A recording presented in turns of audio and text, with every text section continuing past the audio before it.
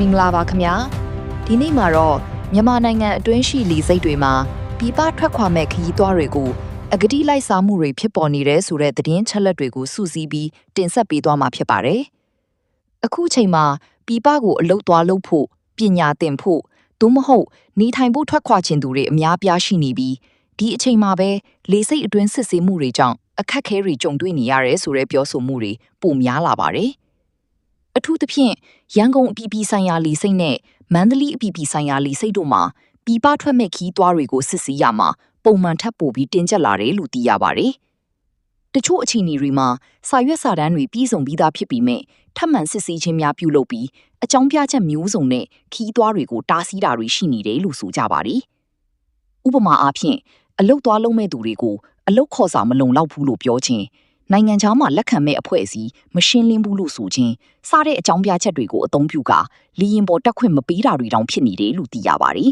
။ဒီလိုအခြေအနေတွေကြောင့်ခီးသွားတွေဟာစိတ်ဖိစီးမှုများဖြစ်ပေါ်လာပြီးတချို့ကတော့အချိန်မီမထွက်နိုင်တာကြောင့်အလုတ်အကင်အခွင့်လန်းတွေကိုပါလက်လွတ်ဆုံးရှုံးနေရပါတယ်။ထို့အပြင်တချို့ဖြစ်ရပ်တွေမှာအရေးမကြီးတဲ့ပြဿနာတွေကိုကြီးမားအောင်ပြုလုပ်ပြီးငွေကြီးတောင်းခံမှုတွေဖြစ်ပေါ်နေလေလို့ဆိုတဲ့ဆွဆွဲချက်များလေးထွက်ပေါ်နေပါတယ်။ခီးသွားတချို့ကမပြီးရင်မထွက်ခိုင်းဘူးဆိုတဲ့အထိအခြေအနေများရှိနေတယ်လို့ပြောဆိုကြပါတယ်။ဒီလိုအခြေအနေတွေဟာလူငယ်တွေအတွက်အထူးသဖြင့်စိုးရိမ်စရာဖြစ်လာပါတယ်။2024ခုနှစ်နောက်ပိုင်းကစပြီးလီဆိပ်အတွင်းစစ်ဆေးမှုတွေပုံမတင်းကျပ်လာခြင်းနဲ့အတူအဂတိလိုက်စားမှုများလည်းတိုးလာတယ်လို့သတင်းရင်းမြစ်အချို့ကဆိုကြပါတယ်။အလုရှာဖို့ပြည်ပထွက်မဲ့သူတွေကိုပို့ပြီးအထူးစစ်ဆေးမှုတွေပြုလုပ်နေပြီးတချို့ကတော့လီရင်တက်ခွင့်မပြီးဘဲပြန်လန်ခိုင်းတာတွေတောင်ရှိနေပါတယ်။ဒီပြဿနာဟာနိုင်ငံတကာအမြင်မှာလည်းအရေးကြီးပါတယ်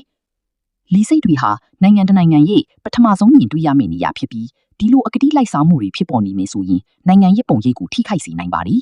။ထို့အပြင်ခရီးသွားလုပ်ငန်းနဲ့စီးပွားရေးခန္ဓာများကိုလည်းတက်ရောက်မှုရှိနိုင်ပါတယ်။ဆိုရှယ်မီဒီယာများပေါ်မှာလည်းခရီးသွားများကသူတို့ကြုံတွေ့ခဲ့ရတဲ့အတွေ့အကြုံတွေကိုမျှဝေနေကြပြီး passport visa အပြည့်စုံရှိတော့လေထပ်မံစစ်ဆေးခြင်းများကြောင့်အခက်အခဲတွေကြုံတွေ့ရကြောင်းပြောဆိုနေကြပါတယ်။